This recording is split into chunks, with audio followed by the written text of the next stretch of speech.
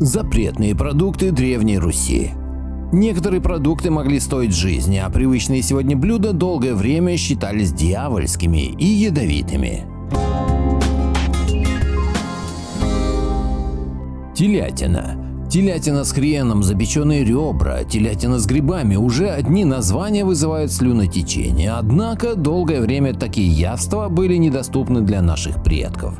Это было связано не только с тем, что телята были священными, но и с бережливостью крестьян. На протяжении многих веков в Руси действовал запрет на телятину. Изначально он возник из заботы о сохранении молодняка. Убивать теленка ради мяса считали непозволительной расточительностью.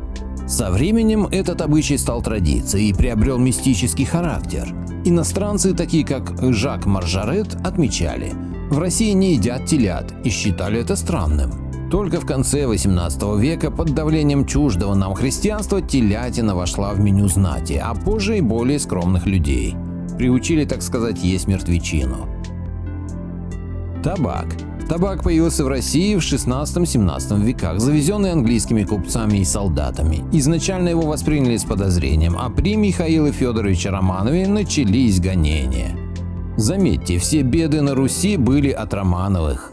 После пожара в 1634 году, возникшего из-за курения, табак запретили под угрозой смертной казни, хотя наказания не всегда исполнялись строго. Правительство Алексея Михайловича в 1646 году решило контролировать продажу табака, увидев в этом выгоду, но патриарх Никон добился восстановления жестоких мер против табачных курильщиков, включая ссылку и физические наказания. Только в 1716 году была открыта первая табачная мануфактура на Украине, а позже и в других регионах России. Томаты. «А я томат», — восклицал смешной карапуз в рекламе. Помидоры сегодня любимы, но раньше не занимали места на столах. Их не запрещали, но долгое время считали ядовитыми. Томаты пришли в Россию в XVIII веке из Европы и использовались в качестве декора для садов.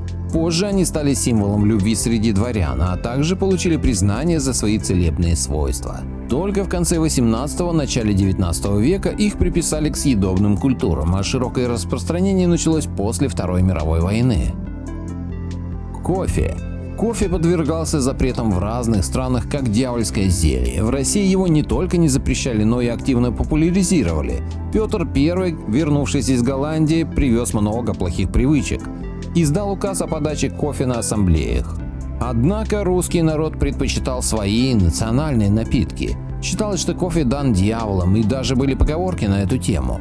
Императрица Екатерина II стала ярым поклонником кофе, требуя для своего напитка значительное количество зерен. Чай. Чай сегодня ассоциируется с русской культурой и уютом, однако его популярность пришла позже, во многом благодаря его интеграции в повседневную жизнь. Чай, который сегодня является любимым напитком во многих странах, не сразу завоевал популярность в России. Среди народа существовали поговорки, говорящие о неблагочестивых напитках. Кто пьет чай, тот теряет веру в Бога, а кто предпочитает кофе, накладывает клятву на Христа. В 1638 году царский стольник Василий Старков, находясь послом в Монголии, впервые попробовал этот напиток на пиршестве и был им впечатлен. Наблюдая за этим, Алтын-хан отправил несколько пудов чая российскому царю Михаилу Федоровичу. Сначала русские дворяне не знали, как правильно использовать чай, однако впоследствии решили заваривать его кипятком.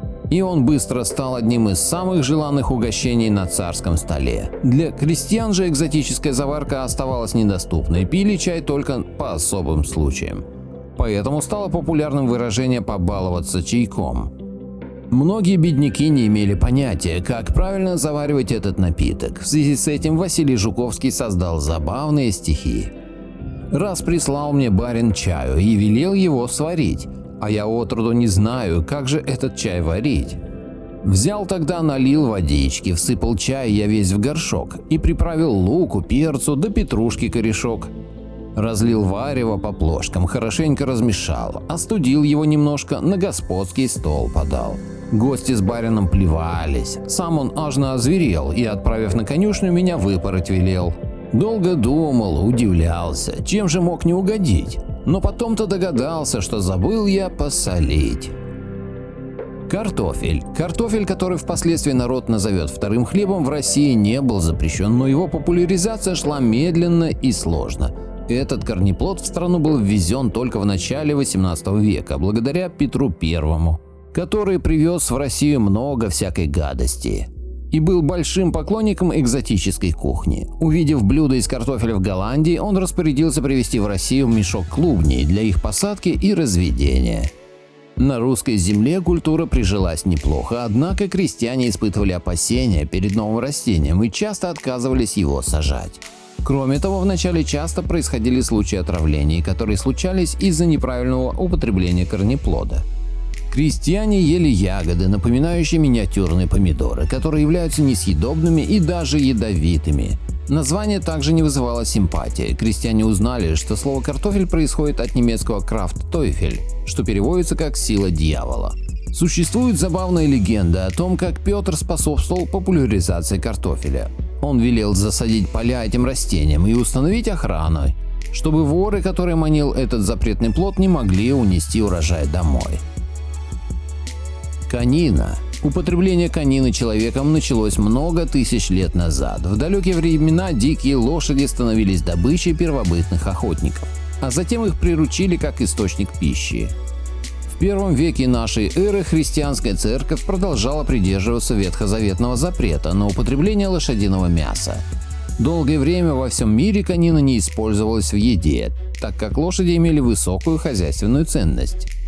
Однако с появлением машин в 19 веке запрет на ее употребление был снят, что в России произошло в 1867 году. После вспышек заболеваний среди крупного рогатого скота спрос на конину значительно вырос. Тем не менее, среди многих россиян существует предвзятое отношение к этому мясу, так как лошади ассоциируются с верными спутниками человека, и их употребление в пищу считается неприемлемым. В нескольких англоязычных странах существует закон, запрещающий есть это мясо, так же как и у ортодоксальных иудеев.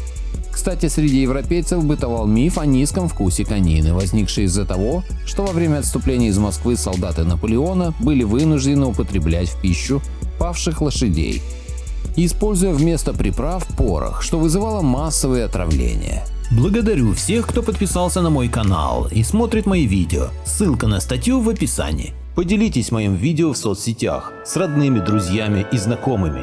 Люди имеют право знать все точки зрения. Всем спасибо за внимание, буду рад вас видеть на своем канале снова.